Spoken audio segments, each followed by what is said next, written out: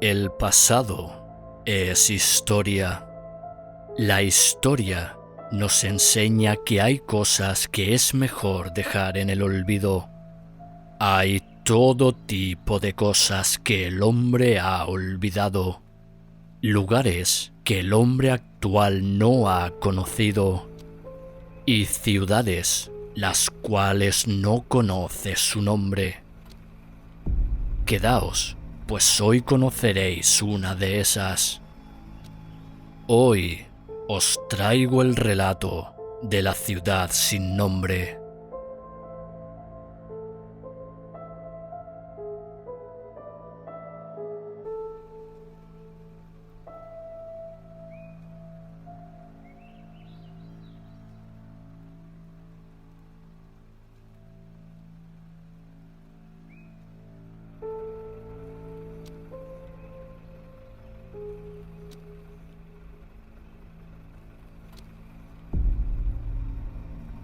Al acercarme a la ciudad sin nombre, me di cuenta de que estaba maldita.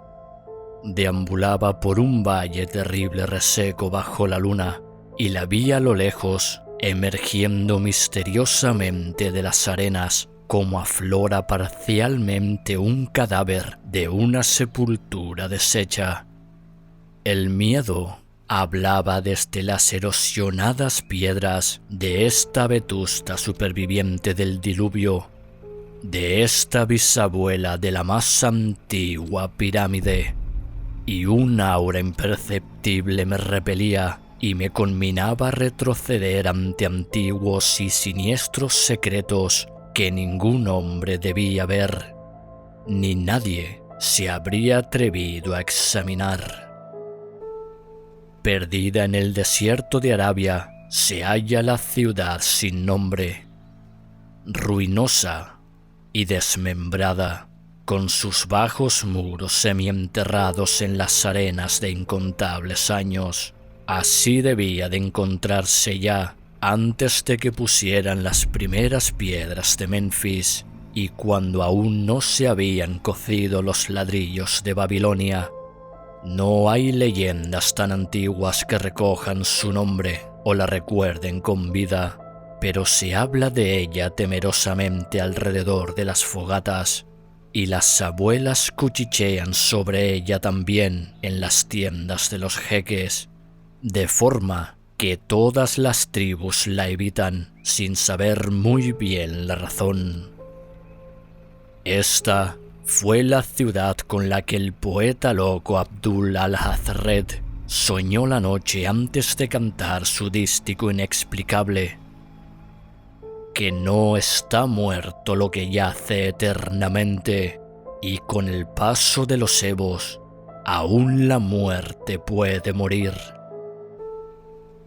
Yo debía haber sabido que los árabes tenían sus motivos para evitar la ciudad sin nombre, la ciudad de la que se habla en extraños relatos, pero que no ha visto ningún hombre vivo. Sin embargo, desafiándolos, penetré en el desierto inexplorado con mi camello. Solo yo la he visto, y por eso no existe en el mundo otro rostro que ostente las espantosas arrugas que el miedo ha marcado en el mío, ni se estremezca de forma tan horrible cuando el viento de la noche hace retemblar las ventanas. Cuando la descubrí en la espantosa quietud del sueño interminable, me miró estremecida por los rayos de una luna fría en medio del calor del desierto, y al devolverle yo su mirada, olvidé el júbilo de haberla descubierto y me detuve con mi camello a esperar que amaneciera. 4 horas esperé hasta que el oriente se volvió gris, se apagaron las estrellas y el gris se convirtió en una claridad rosácea orlada de oro. Oí un gemido y vi que se agitaba una tormenta de arena entre las piedras antiguas, aunque el cielo estaba claro y las vastas extensiones del desierto permanecían en silencio. Y de repente, por el borde lejano del desierto, surgió el canto resplandeciente del sol a través de una minúscula tormenta de arena pasajera, y en mi estado febril imaginé que de alguna remota profundidad brotaba un estrépito de música metálica, saludando al disco de fuego como Memnón lo saluda desde las orillas del Nilo. Y me resonaban los oídos y me bullía la imaginación mientras conducía mi camello lentamente por las arenas hasta aquel lugar innominado. Lugar que de todos los hombres vivientes únicamente yo he llegado a ver.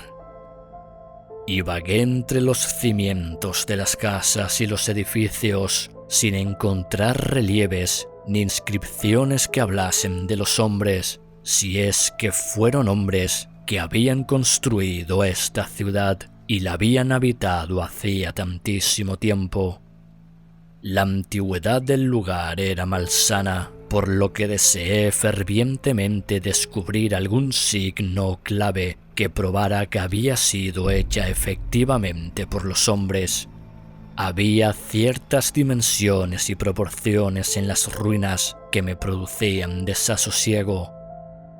Llevaba conmigo numerosas herramientas y cavé mucho entre los muros de los olvidados edificios, pero mis progresos eran lentos y nada de importancia aparecía. Cuando la noche y la luna volvieron otra vez, el frío viento me trajo un nuevo temor, de forma que no me atreví a quedarme en la ciudad.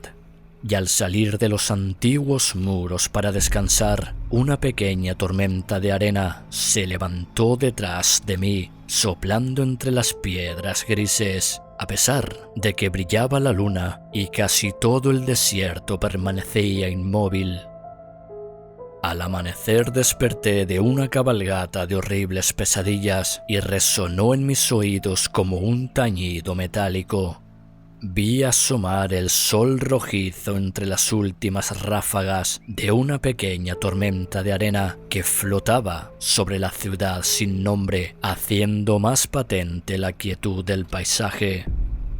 De nuevo me interné en las lúgubres ruinas que abultaban bajo las arenas como un ogro bajo su colcha, y de nuevo cavé en vano en busca de reliquias de la olvidada raza.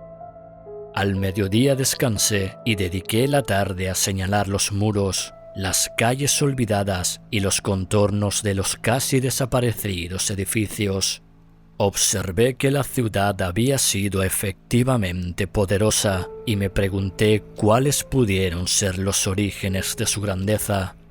Se me presentaba el esplendor de una edad tan remota que Caldea no podría recordarla. Y pensé en Sarnath la predestinada, ya existente en la tierra de Mnar, cuando la humanidad todavía era joven, y en Ip, excavada en la piedra gris antes de la aparición de los hombres. De repente, llegué a un lugar donde la roca del subsuelo emergía de las arenas formando un bajo acantilado, y vi con alegría lo que parecía prometer nuevos vestigios del pueblo antidiluviano. Toscamente talladas en la cara del acantilado aparecían las inequívocas fachadas de varios edificios pequeños o templos achaparrados, cuyos interiores conservaban quizá numerosos secretos de edades incalculablemente remotas, aunque las tormentas de arena habían borrado hacía tiempo los relieves que sin duda exhibieron en su exterior.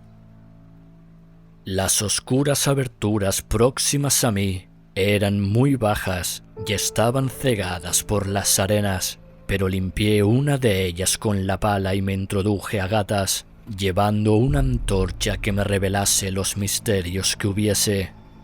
Una vez en el interior, vi que la caverna era efectivamente un templo y descubrí claros signos de la raza que había vivido y practicado su religión antes de que el desierto fuese desierto. No faltaban altares primitivos, pilares y nichos, todo singularmente bajo, y aunque no se veía esculturas ni frescos, había muchas piedras extrañas claramente tallada en forma de símbolos por algún medio artificial. Era muy extraña la baja altura de la cámara cincelada, ya que apenas me permitía estar de rodillas, pero el recinto era tan grande que la antorcha revelaba una parte solamente. Algunos de los últimos rincones me producían temor, ya que determinados altares y piedras sugerían olvidados ritos de naturaleza repugnante e inexplicable que hicieron que me preguntase qué clase de hombres podían haber construido y frecuentado semejante templo.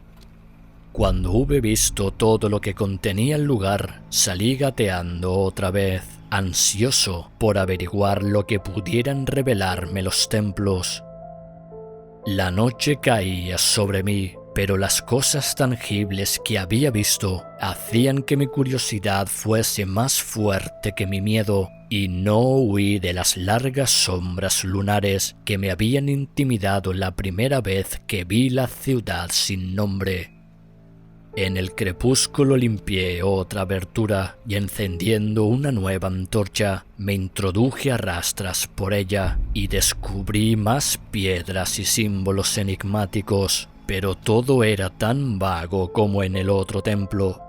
El recinto era igual de bajo, aunque bastante menos amplio, y terminaba en un estrecho pasadizo en el que había oscuras y misteriosas hornacinas. Y me encontraba examinando estas hornacinas cuando el ruido del viento y mi camello turbaron la quietud y me hicieron salir a ver qué había asustado al animal.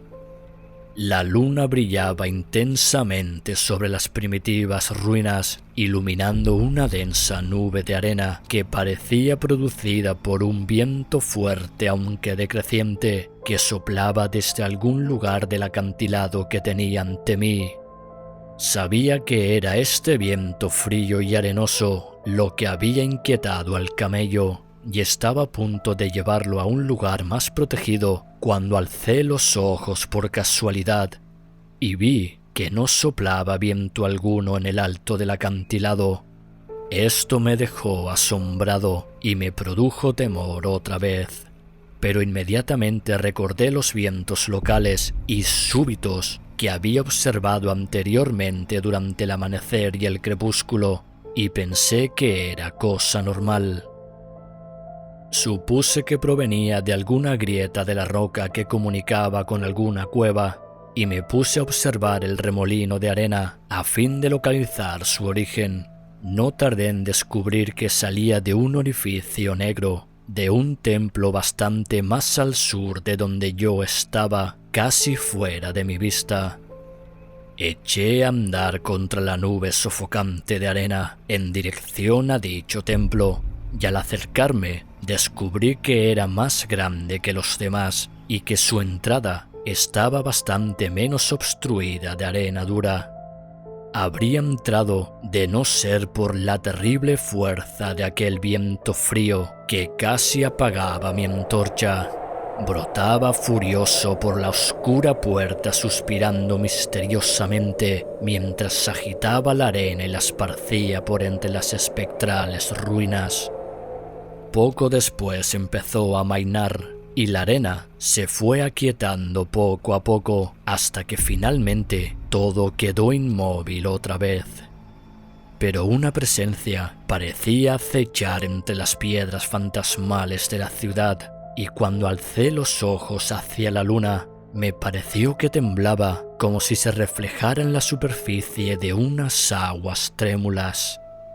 Me sentía más asustado de lo que podía explicarme, aunque no lo bastante como para reprimir mi sed de prodigios. Así que tan pronto como el viento se calmó, crucé el umbral y me introduje en el oscuro recinto de donde había brotado el viento.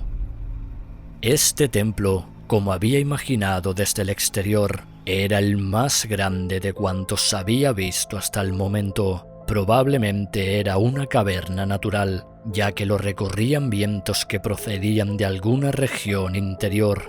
Aquí podía estar completamente de pie, pero vi que las piedras y los altares eran tan bajos como los de los otros templos.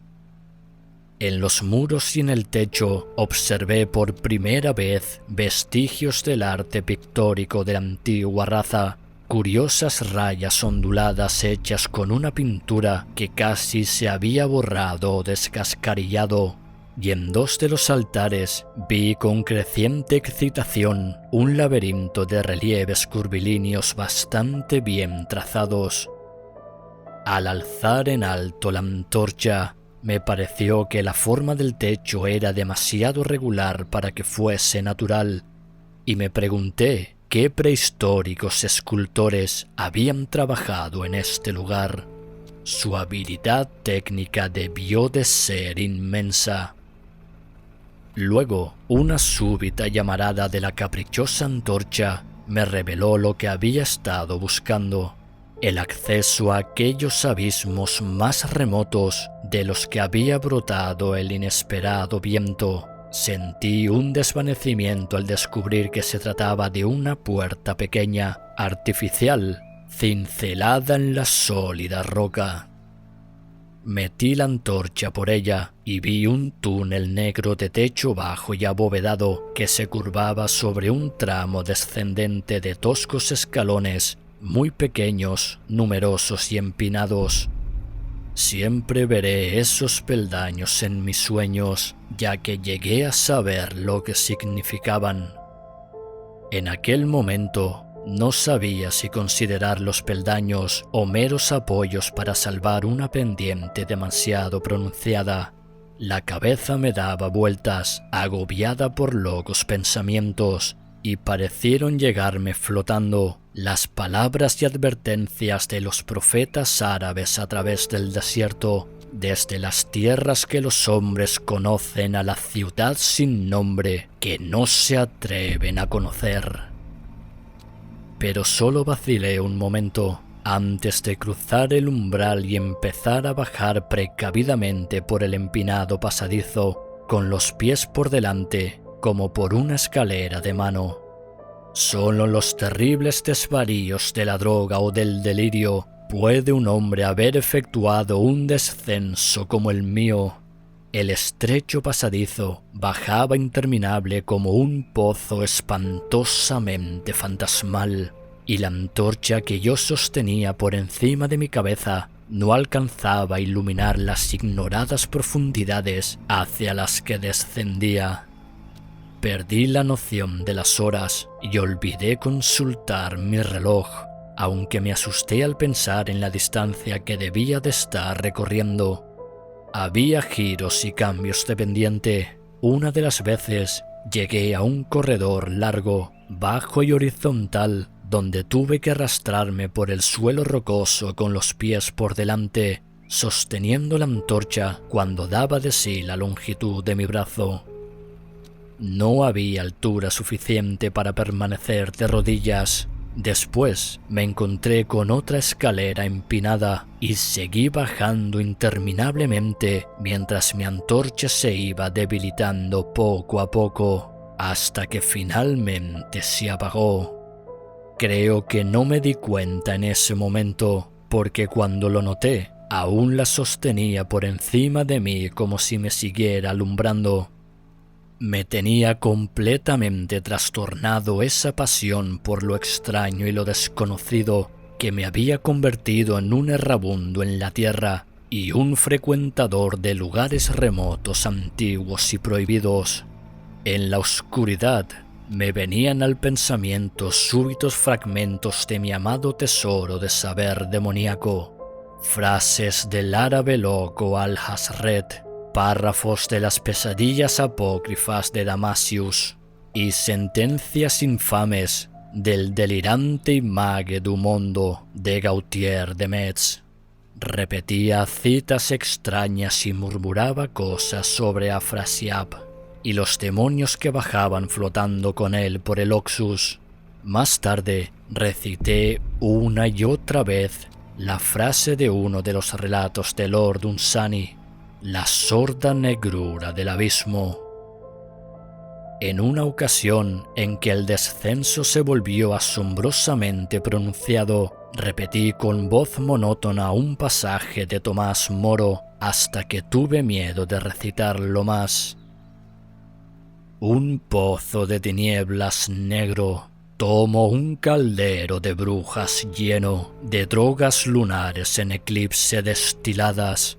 Al inclinarme a mirar si podía bajar el pie, por ese abismo vi abajo, hasta donde alcanzaba la mirada, negras paredes lisas como el cristal, recién acabadas de pulir, y con esa negra tez que el trono de la muerte derrama por sus bordes viscosos. El tiempo había dejado de existir por completo cuando mis pies tocaron nuevamente un suelo horizontal y llegué a un recinto algo más alto que los dos templos anteriores, que ahora estaban a una distancia incalculable, muy por encima de mí. No podía ponerme de pie, pero podía enderezarme arrodillado, y en la oscuridad me arrastré y gateé de un lado para otro al azar. No tardé en darme cuenta de que me encontraba en un estrecho pasadizo en cuyas paredes se alineaban numerosos estuches de madera con el frente de cristal. El descubrir en semejante lugar paleozoico y abismal objetos de cristal y madera pulimentada me produjo un estremecimiento, dadas las posibles implicaciones. Al parecer, los estuches estaban ordenados a lo largo del pasadizo a intervalos regulares y eran oblongos y horizontales, espantosamente parecidos a ataúdes por su forma y tamaño. Cuando traté de mover uno o dos a fin de examinarlos, descubrí que estaban firmemente sujetos. Comprobé que el pasadizo era largo y seguí adelante con rapidez, emprendiendo una carrera a cuatro patas que habría parecido horrible de haber habido alguien observándome en la oscuridad. De vez en cuando me desplazaba a un lado y a otro para palpar mis alrededores y cerciorarme de que los muros y las filas de estuches seguían todavía. El hombre está tan acostumbrado a pensar visualmente que casi me olvidé de la oscuridad, representándome el interminable corredor monótonamente cubierto de madera y cristal como si lo viese, y entonces, en un instante de indescriptible emoción, lo vi. No sé exactamente cuándo lo imaginado se fundió a la visión real, pero surgió gradualmente un resplandor delante de mí, y de repente me di cuenta de que veía los oscuros contornos del corredor y los estuches a causa de alguna desconocida fosforescencia subterránea. Durante un momento todo fue exactamente como yo lo había imaginado, ya que era muy débil la claridad, pero al avanzar maquinalmente hacia la luz, cada vez más fuerte, descubrí que lo que yo había imaginado era demasiado débil. Esta sala no era una reliquia rudimentaria como los templos de arriba, sino un monumento de un arte de lo más magnífico y exótico. Ricos y vívidos y atrevidamente fantásticos dibujos y pinturas componían una decoración mural continua cuyas líneas y colores superarían toda descripción. Los estuches eran de una madera extrañamente dorada, con un frente de exquisito cristal, y contenían los cuerpos momificados de unas criaturas que superarían en grotesca fealdad los sueños más caóticos del hombre. Es completamente imposible dar una idea de estas monstruosidades. Era de naturaleza reptil, con unos rasgos corporales que unas veces recordaban al cocodrilo, otras a la foca, pero más frecuentemente a seres que el naturalista y el paleontólogo no han conocido jamás. Tenían más o menos el tamaño de un hombre bajo y sus extremidades anteriores estaban dotadas de unas zarpas delicadas, claramente parecidas a las manos y dedos humanos, pero lo más extraño de todo eran sus cabezas, cuyo contorno transgredía todos los principios biológicos conocidos. No hay nada a lo que aquellas criaturas se pueda comparar con propiedad. Fugazmente pensé en seres tan diversos como el gato, el perro dogo, el mítico sátiro y el ser humano. Ni el propio Júpiter tuvo una frente tan enorme y protuberante. Sin embargo, los cuernos, la carencia de nariz y la mandíbula de caimán les situaba fuera de toda categoría establecida.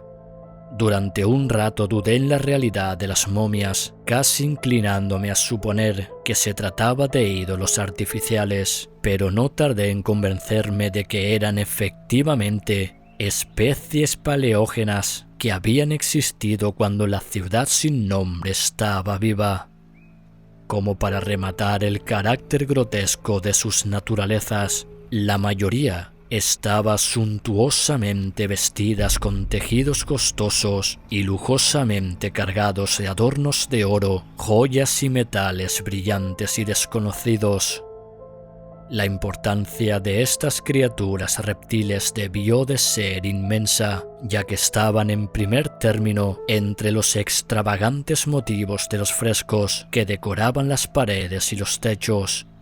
El artista las había retratado con inigualable habilidad en su propio mundo, en el cual tenían ciudades y jardines trazados según sus dimensiones, y no pude por menos de pensar que su historia representada era alegórica, revelando quizá el progreso de la raza que las adoraba.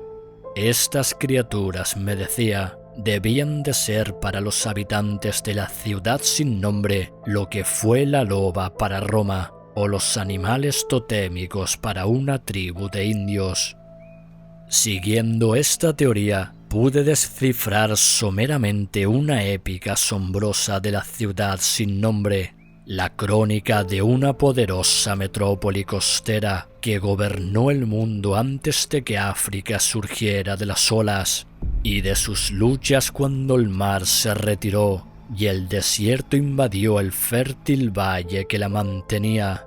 Vi sus guerras y sus triunfos, sus tribulaciones y derrotas, y después su terrible lucha contra el desierto, cuando miles de sus habitantes, representados aquí alegóricamente como grotescos reptiles, se vieron empujados a abrirse camino hacia abajo, excavando la roca de alguna forma prodigiosa, en busca del mundo del que les habían hablado sus profetas. Todo era misteriosamente vívido y realista, y su conexión con el impresionante descenso que yo había efectuado era inequívoco. Incluso reconocía los pasadizos. Al avanzar por el corredor hacia la luz más brillante, vi nuevas etapas de la épica representada. La despedida de la raza que había habitado la ciudad sin nombre y el valle hacía unos 10 millones de años. La raza cuyas almas se negaban a abandonar los escenarios que sus cuerpos habían conocido durante tanto tiempo, en los que se habían asentado como nómadas durante la juventud de la tierra, tallando en la roca virgen aquellos santuarios en los que no habían dejado de practicar sus cultos religiosos.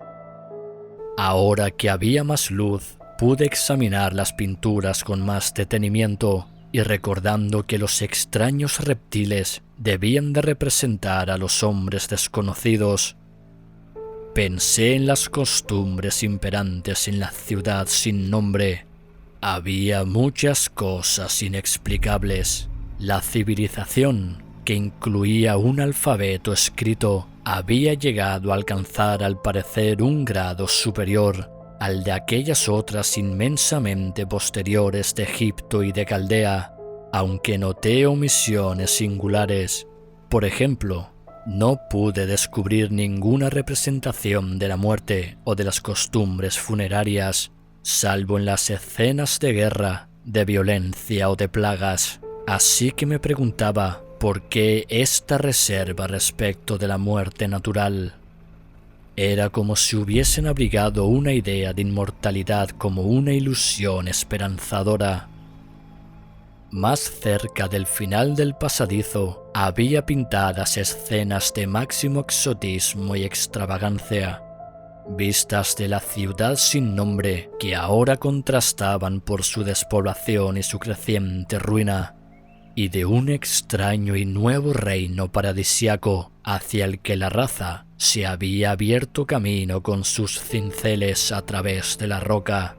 En estas perspectivas, la ciudad y el valle desierto aparecían siempre a la luz de la luna, con un halo dorado flotando sobre los muros derruidos y medio revelando la espléndida perfección de los tiempos anteriores, espectralmente insinuada por el artista. Las escenas paradisiacas eran casi demasiado extravagantes para que resultaran creíbles, retratando un mundo oculto de luz eterna, lleno de ciudades gloriosas y de montes y valles etéreos. Al final, me pareció ver signos de un anticlímax artístico. Las pinturas se volvieron menos hábiles y mucho más extrañas, incluso que las más disparatadas de las primeras. Parecían reflejar una lenta decadencia de la antigua estirpe, a la vez que una creciente ferocidad hacia el mundo exterior del que les había arrojado el desierto. Las formas de la gente, siempre simbolizadas por los reptiles sagrados, parecían ir consumiéndose gradualmente, aunque su espíritu, al que mostraban flotando por encima de las ruinas bañadas por la luna, aumentaba en proporción. Unos sacerdotes flacos, representados como reptiles con atuendos ornamentales, maldecían el aire de la superficie y a cuantos seres lo respiraban. Y en una terrible escena final se veía un hombre de aspecto primitivo, quizá un pionero de la antigua Irem, la ciudad de los pilares, en el momento de ser despedazado por los miembros de la raza anterior. Recuerdo el temor que la ciudad sin nombre inspiraba a los árabes y me alegré de que más allá de este lugar los muros grises y el techo estuviesen desnudos de pinturas. Mientras contemplaba el cortejo de la historia mural, me fui acercando al final del recinto de techo bajo hasta que descubrí una entrada de la cual subía la luminosa fosforescencia. Me arrastré hasta ella y dejé escapar un alarido de infinito asombro ante lo que había al otro lado, pues en vez de descubrir nuevas cámaras más iluminadas, me asomé a un ilimitado vacío de uniforme resplandor, como supongo que se vería desde la cumbre del monte Everest al contemplar un mar de bruma iluminada por el sol. Detrás de mí había un pasadizo tan angosto que no podía ponerme de pie. Delante tenía un infinito de subterránea refulgencia. Del pasadizo del abismo descendía un pronunciado tramo de escaleras, de peldaños pequeños y numerosos como los de los oscuros pasadizos que había recorrido, aunque unos pies más abajo los ocultaban los vapores luminosos. Abatida contra el muro de la izquierda, había abierta una pesada puerta de bronce, increíblemente gruesa y decorada con fantásticos bajorrelieves, capaz de aislar todo el mundo interior de luz si se cerraba respecto de las bóvedas y pasadizos de roca. Miré los peldaños y de momento me dio miedo descender por ellos. Tiré de la puerta de bronce pero no pude moverla. Luego me tumbé boca abajo en el suelo de losas, con la mente inflamada en prodigiosas reflexiones que ni siquiera el mortal agotamiento podía disipar. Mientras estaba tendido con los ojos cerrados y pensando libremente, me volvieron a la conciencia muchos detalles que había observado de pasada en los frescos, con un significado nuevo y terrible. Escenas que representaban la ciudad sin nombre en su esplendor, la vegetación del valle que la rodeaba y las tierras distantes con las que sus mercaderes comerciaban. La alegoría de las criaturas reptantes me desconcertaba por su universal distinción y me asombraba que se conservase con tanta insistencia en una historia de tal importancia. En los frescos se representaba la ciudad sin nombre, guardando la debida proporción con los reptiles. Me preguntaba cuáles serían sus proporciones reales y su magnificencia, y medité un momento sobre determinadas peculiaridades que había notado en las ruinas. Me parecía extraña la escasa altura de los templos primordiales y del corredor del subsuelo, tallado indudablemente por deferencia a las deidades reptiles que ellos adoraban, aunque evidentemente obligaba a los adoradores a reptar. Quizá los mismos ritos comportaban esta imitación de las criaturas adoradas.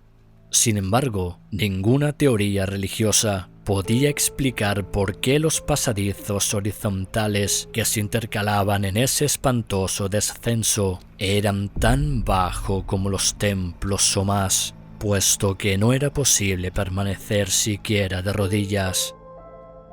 Al pensar en las criaturas reptiles cuyos espantosos cuerpos momificados tenía tan cerca de mí, sentí un nuevo sobresalto de terror.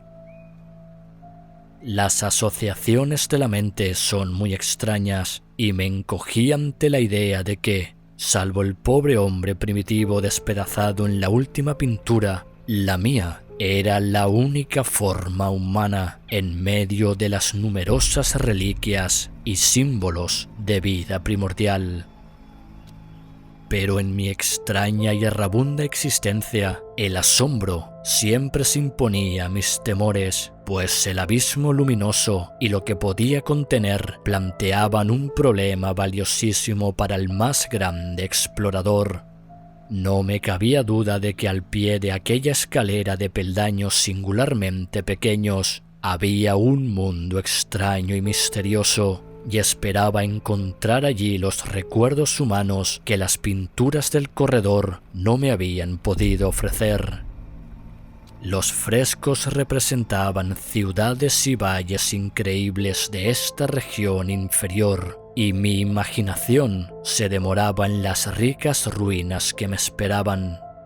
Mis temores, efectivamente, se relacionaban más con el pasado que con el futuro. Ni siquiera el horror físico de mi situación en aquel angosto corredor de reptiles muertos y frescos antediluvianos, millas por debajo del mundo que yo conocía, y ante ese otro mundo de luces y brumas espectrales, podía compararse con el miedo que sentía ante la abismal antigüedad del escenario y de su espíritu. Una antigüedad tan inmensa que empequeñecía todo cálculo, parecía mirar de soslayo desde las rocas primordiales y los templos tallados de la ciudad sin nombre, mientras que los últimos mapas asombrosos de los frescos mostraban océanos y continentes que el hombre ha olvidado, cuyos contornos eran vagamente familiares. Nadie sabía qué podía haber sucedido en las edades geológicas, ya que las pinturas se interrumpían y la resentida y rencorosa raza había sucumbido a la decadencia. En otro tiempo, estas cavernas y la luminosa región que se abría más allá habían hervido de vida. Ahora me encontraba solo ante estas vívidas reliquias y temblaba al pensar en los incontables siglos durante los cuales dichas reliquias habían mantenido una vigilia muda y abandonada. De pronto me invadió nuevamente aquel agudo terror que de cuando en cuando me asaltaba desde que había visto el terrible valle y la ciudad sin nombre bajo la fría luna. y a pesar de mi cansancio, me sorprendí a mí mismo incorporándome frenéticamente y mirando hacia el oscuro corredor, hacia los túneles que subían al mundo exterior. Me dominó el mismo sentimiento que me había hecho abandonar la ciudad sin nombre por la noche y que era tan inexplicable como acuciante. Un momento después, sin embargo, sufrí una impresión aún mayor en forma de un ruido definido, el primero que quebraba el absoluto silencio de estas profundidades sepulcrales. Fue un gemido bajo, profundo, como de una multitud lejana de espíritus condenados, y provenía del lugar hacia donde yo miraba.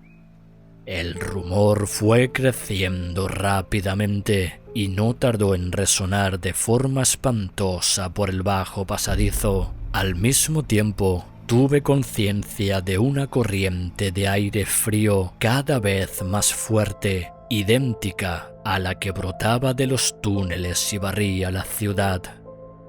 El contacto de ese viento pareció devolverme el equilibrio, porque instantáneamente recordé las súbitas ráfagas que se levantaban en torno a la entrada del abismo en el amanecer y el crepúsculo, una de las cuales efectivamente me había revelado los túneles secretos.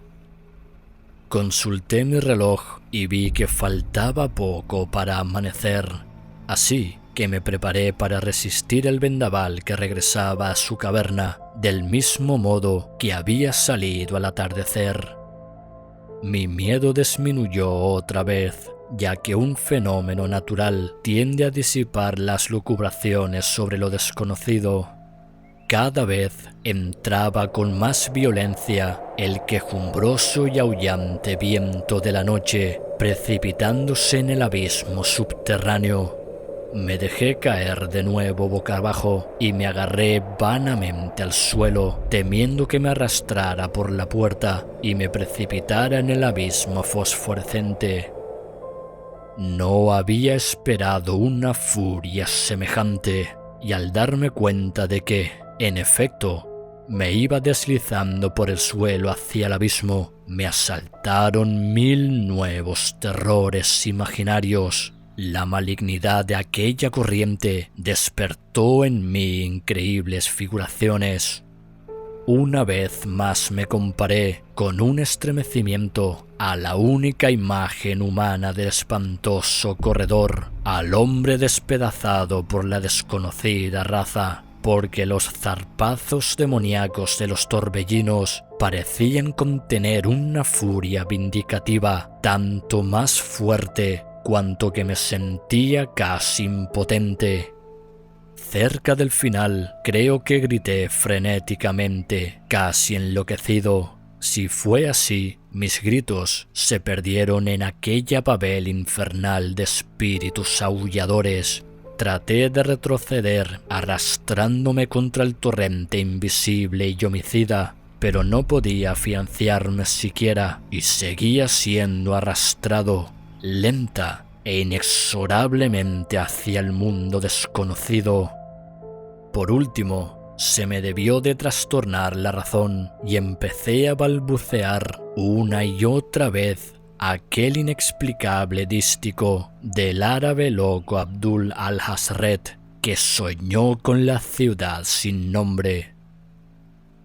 Que no está muerto lo que yace eternamente, y con el paso de los evos, aún la muerte puede morir. Solo los ceñudos y severos dioses del desierto saben lo que ocurrió en realidad, qué forcejeos y luchas sostuve en la oscuridad, o qué Abadón me guió de nuevo a la vida, donde siempre habré de recordar y estremecerme cuando sopla el viento de la noche hasta que el olvido o algo peor me reclame. Fue monstruoso, inmenso, antinatural, muy lejos de cuanto el hombre pueda concebir, salvo en las primeras horas silenciosas y detestables de la madrugada, cuando uno no puede dormir. He dicho que la furia del viento era infernal, cacodemoníaca, y que sus voces eran espantosas a causa de una perversidad reprimida durante eternidades de desolación. Luego, estas voces, aunque delante de mí seguían siendo caóticas, imaginó mi cerebro enfebrecido que adoptaban forma articulada detrás, y allá, en la tumba de unas antigüedades muertas hacía innumerables sebos, leguas debajo del mundo diurno de los hombres, oí horribles maldiciones y gruñidos de demonios de extrañas lenguas. Al volverme, vi recortarse contra el éter luminoso del abismo lo que no podía verse en la oscuridad del corredor. Una horda pesadillesca de seres que se precipitan, de demonios semitransparentes distorsionados por el odio, grotescamente ataviados y pertenecientes a una raza que nadie habría podido confundir, la de las criaturas reptil de la ciudad sin nombre.